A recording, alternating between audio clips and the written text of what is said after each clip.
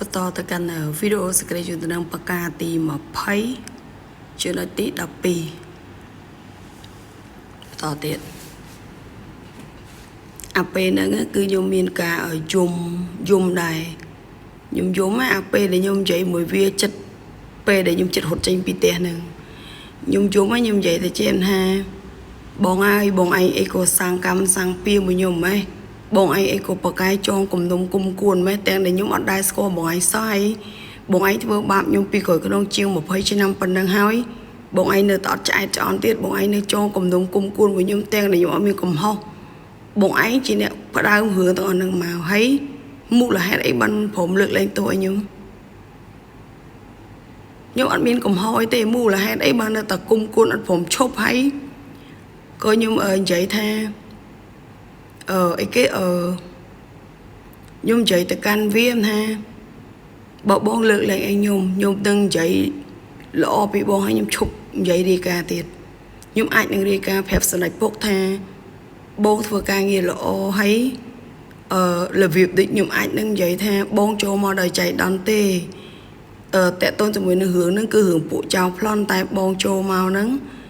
មកប៉ះចំរឿងពេលដែលខ្ញុំនិយាយប៉ះមួយសម្ដេចពុកអីចឹងទៅធ្វើឲ្យបងនឹងឈឺឆ្អាតើតូនជាមួយនឹងការនិយាយប៉ះពាល់ដល់សម្ដេចពុកអីចឹងណាខ្ញុំក៏ព្យាយាមនិយាយចឹងថាបើបងលើកលែងទោសឲ្យខ្ញុំនឹងរាយការណ៍ប្រាប់សម្ដេចពុកល្អពីបងថាបងនឹងឈឺឆ្អាមួយសម្ដេចពុកប្រជាជននិយាយប៉ះអីចឹងដោយសារតែចង់រក្សាកិត្តិយសចង់អីទេអានេះខ្ញុំនិយាយពេលហ្នឹងហើយខ្ញុំមិនដឹងថាកូនចៅដៃពុកហ្នឹងវាយកអាសំឡេងពេលដែលវាស្លាប់ខ្ញុំហ្នឹងយកទៅប្រើប្រាស់អត់ទេសួមស្រួលស្លាប់អញចៅហើយទៅយកអាសំឡេងពេលដែលកំពុងទៅស្លាប់អញហ្នឹងយកទៅកាត់តនច្រាមខ្លាំងៗតែចូលក្នុងឆាតថាអញហ្នឹងទៅសើវាឲ្យម្ដេចពុកស្ដាប់ទៀតមិនស្រួលអានេះវាល្បិចហៀក្រិតមែនតើណាល្បិចខ្លាំងរហូតដល់ថ្នាក់អញតាំងកើតពោះម៉ែអញមកអញនិយាយត្រង់អញវាដែរជួបប្រទេសមនុស្សណាល្បិចហៀក្រិតដល់ថ្នាក់ហ្នឹងល្បិចកុកល្បិចកលិចកលុចកូកលិចកលុចអញវាដែរជួបអញអត់ដែរជួបហើយនៅពីក្រោយខ្នងអញយកសតទៅរឿងខ្លាំងខ្លាយយកត្រាការអំដាច់ពុកណាអញ្ចឹងមិនពេលចុងក្រោយសំបីតែអញដាក់ទូរស័ព្ទនៅចិត្តមាត់ឲ្យអញរាយការណ៍អំដាច់ពុកក៏ពួកឲ្យបិទព័ត៌មានដល់ដៃពុកដឹងដែរខ្ញុំប្រាប់ស្រេចពុកបើសិនជាខ្ញុំនៅបន្តនៅក្នុងផ្ទះនឹងមកយប់ទៀតឧទាហរណ៍ថាមុនពេលខ្ញុំរត់ចេញពីផ្ទះហ្នឹងចន្លោះម៉ោង3ម៉ោង4ហើយបើខ្ញុំនៅបន្តទៀតដល់ជប់មកយប់ទៀតងាប់ដោយស្វ័យប្រវត្តិងាប់បងអត់រស់ទេវាចាក់ទឹកអាស៊ីតនៅមុខហ្នឹងវាចាក់ទឹកអាស៊ីតពេញមុខហ្នឹងហើយវាចាក់តាំងពីយប់រហូតដល់ស្អែកឡើងព្រឹកហើយថ្ងៃទៀតហួយទៅអ្នកសុកអ្នកភូមិចង់ឲ្យគេធ្វើសាក់សីមិនបើវាចាក់ទឹកអាស៊ីតទាំងថ្ងៃហ្នឹងវាឡើងលឿនតវទេខ្ញុំវាចាក់ទឹកអាស៊ីតទាំងព្រឹកទាំងថ្ងៃគ្មានអាណាឈឺឆ្អាផងហ្នឹងហួយចង់ឲ្យខ្ញុំទាំងទៅរកសាក់សីមកពីណាលេងជាមួយកូនចៅម្ដាច់ពុកម្ដាច់ម៉ែមិនបាច់និយាយរឿងសាក់សីទេនិយាយរឿងអាណាគេនិយាយមានហេតុផលអាណាប្រកែនិយាយអានឹងឈ្នះនិយាយចឹងវិញកុំនិយាយរឿងសាក់សីកុំនិយាយរឿងសាក់សីកុំយើងផុសតាំងនិយាយរឿងសាក់សីនិយាយរឿងផុសតាំងពាត់មនុស្សចាប់វាយឲ្យងាប់ហើយបើនិយាយរឿងសាក់សីនិយាយរឿងផុសតាំងវិញបិទផ្លូវយកមនុស្សទៅស្លាប់អញ្ចឹងកុំនិយាយរឿងហ្នឹងវាអត់ប្រសិទ្ធភាពអាណាប្រកែនិយាយជាងអាណានិយាយមានហេតុផលជាងសម្ដេចពុកទទួលយកបានច្រើនជាងអានឹងឈ្នះនិយាយចឹងវិញលេងជាមួយពួកឯងតអញ្ចឹងណែហែងកូរីកាអញកូរីកាឲ្យសម្ដេចពុកស្ដាប់អញសិនមិនស្លាប់អញប្រវត្តិមាត់ហើយទៅបង្កើតរឿងខ្លាំងៗក្រោយក្នុងអញទេអាចោមកសៀតស្លាប់អញហើយដាក់ទឹកអាស៊ីតឲ្យអញផឹកបខំឲ្យអញនិយាយកុហកបោកប្រាស់ទៀតអាចុយមរាយហើយចង់យកសម្លេងទៅកុហកសម្ដេចពុកសម្ដេចពុកដឹងអាការថ្ងៃដែលវាស្លាប់ខ្ញុំថ្ងៃទី11ហ្នឹងសម្ដេចពុកមានដឹងខ្ញុំរត់ចេញពីផ្ទះប្រហែលជាខ្ទង់ម៉ោង3ម៉ោង4បើខ្ញុំហ៊ានរត់ចេញពីផ្ទះហើយមុនពេលហ្នឹងពេលដែលខ្ញុំព្យាយាមបើកសោផ្ទះចេញពីផ្ទះវាលឺសំឡេងសោផ្ទះយើងខ្ញុំប្រាប់សោមកចកោមខ្ញុំដកចេញអស់លេងទុកតែមួយទេសម្រាប់ចាក់ទ្វារផ្ទះហ្នឹងកុំឲ្យវាលឺសំឡេងវានៅតែលឺទៀតហើយវាមកឈោពាំងនៅមុខទ្វារណាវាឈោពាំងហើយវារុញទ្វារមកទំហឹង ហើយខ្ញុំរុញទ្វារវិញរហូតដល់ពេលមេឃចិត្តភ្លៀងមានមេឃមានកមានភ្លៀងមានសំឡេងទើបខ្ញុំចាប់ដើមចាក់សោហើយកាន់សោនៅដៃពេលដែលមេឃនឹងចង់ភ្លៀងហើយខ្ញុំស្រែកប្រាប់អាបកាច់មួយនៅលើនេះបងអើយនៅធ្វើអីបងចុះមកបងកុំនៅយូរពេកខំប្រឹងលួងលោមវាអញ្ចឹងណាដល់ពេលមេឃភ្លៀងអូអាឡៃលួងលោមម៉ែហីអីអញហើយម៉ោង2ម៉ោង3អីហ្នឹងបើមិនរត់ចេញពីផ្ទះហ្នឹងងាប់បដ ாய் ខ្ញុំទាញទ្វារគ្មានមើលមុខមានមើលក្រោយអីទេព្រោះផ្ទះខ្ញុំមានសោ2ជាន់នៅលបងមួយជាន់ទៀតរត់គេចផុតពីអាទ្វារផ្ទះហ្នឹងហើយនៅទ្វារលបងមួយទៀតកូនសោគឺដកចេញប្រវាយចេញពីគ្នានៅក្នុងផ្ទះមុនពេលចេញទៅក្រៅផ្ទះខ្ញុំប្រាប់ស្រីពុកអត់មានយកសោទាំងចកោមទៅនៅឈោរាវនៅក្រៅផ្ទះទេសោទ្វារផ្ទះមួយដកចេញមួយមកហើយសោទ្វារលបងមួយដកចេញមកហើយបើកតែទ្វារប្រយខោជើងខ្លីដូចលីអូចឹង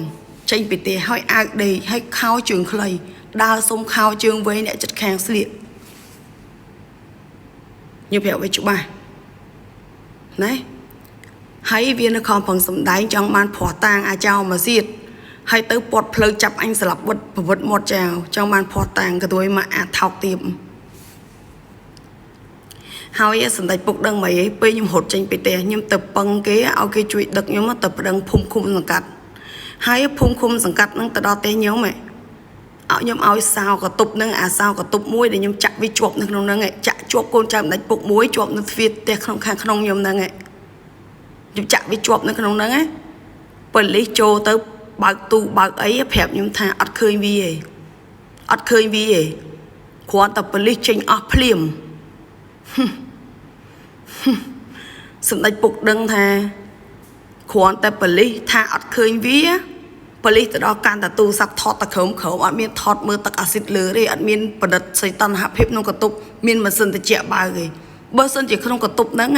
អត់មានមនុស្សនៅមូលហេតុអីសីតុណ្ហភាពត្រជាក់ហើយមានទឹកសំណើមម៉ាស៊ីនត្រជាក់សិតតែភ័ស្តុតាងអីក៏អត់ថតដែរថតឡើង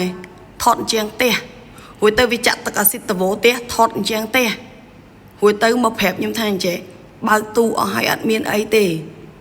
ម៉ែអើយគ្រាន់តែប៉ូលីសចេញបាត់អស់វាប្រងរត់វាប្រងរត់ស្ទុះពីក្នុងទូកៅអៅរត់ចេញមកចង់ស្លាប់ខ្ញុំទៀតវានៅក្នុងនឹងឥឡូវវានៅក្នុងផ្ទះខ្ញុំវាចង់រត់ស្ទុះចេញពីទូកៅអៅមកស្លាប់ខ្ញុំម្ដងទៀតខ្ញុំភ័យខ្ញុំដៃខ្ញុំជើងដៃខ្ញុំកាន់សោកាន់មេសោមួយកូនសោមួយជាប់ដៃស្រាប់ចាក់ពួកសោពុបចាក់សោឲ្យទុកហើយនៅក្នុងនឹងទៀតហើយគ្រាន់តែចាក់សោវាហើយកាន់តែថងមួយជ្រក់កៅអៅថងខ្មៅខ្ញុំហ្នឹង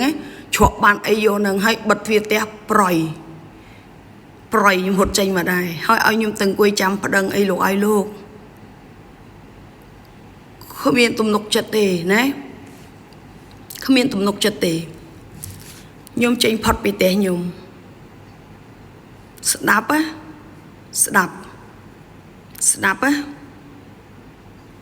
ខ្ញុំចេញផុតពីផ្ទះខ្ញុំខ្ញុំទៅផ្ទះអ៊ីមួយទៀតជាប់ផ្ទះខ្ញុំហើយសំបីតែខ្ញុំឈឺជូរនោមខ្ញុំឲ្យហ៊ានជូរនោមនៅក្នុងផ្ទះខ្ញុំទេខ្ញុំខ្លាចវាអាកខ្ញុំងាប់ខ្ញុំឈឺជូរនោមខ្ញុំទៅសុំអ៊ីនៅជាប់ផ្ទះខ្ញុំចូលកតុបទឹកខ្ញុំទៅកតុបទឹកគាត់នៅក្រោយផ្ទះហើយទៅនៅក្រោយផ្ទះគាត់ហ្នឹងអាកន្លែងកតុបទឹកបើកភ្លើងភ្លឺហើយនៅមុខកតុបទឹកហ្នឹងល្ងិតខ្ញុំចូលទៅដល់ក្នុងកតុបទឹកវាច្រានទ្វារចូលវាច្រានទ្វារចង់ចូលខ្ញុំស្រែកឡើងផ្អើគេខ្ញុំស្រែកទៅបើវាស្ទុះចេញទៅបើខ្ញុំរត់ចេញមកវិញដែរហើយបើខ្ញុំឡើងតុកមកខ្ញុំជិះមកតាមផ្លូវកូនតាមដៃពុកចាប់ប្រើប្រឡែងវីដេអូដោយសារអីកូនតាមដៃពុកសងំនៅក្នុងផ្ទះខ្ញុំរាប់ខែបើស្រីពុកទៅស្ដាប់វីដេអូដែលខ្ញុំនិយាយពីមុនមកមុនពេលវីដេអូស្ដាប់ខ្ញុំស្រីពុកនឹងដឹងថាកូនតាមដៃពុកសងំនៅក្នុងផ្ទះខ្ញុំរាប់ខែហើយមិនមែនខ្ញុំអត់ដឹងទេណាហើយខ្ញុំប្រាប់ទៀតនៅក្នុងវីដេអូរបស់ខ្ញុំខ្ញុំធ្វើសក្តីរាយការណ៍ថាកូនតាមដៃពុកនៅក្នុងផ្ទះខ្ញុំយកស៊ីមទូរស័ព្ទរបស់ខ្ញុំយកទៅប្រើ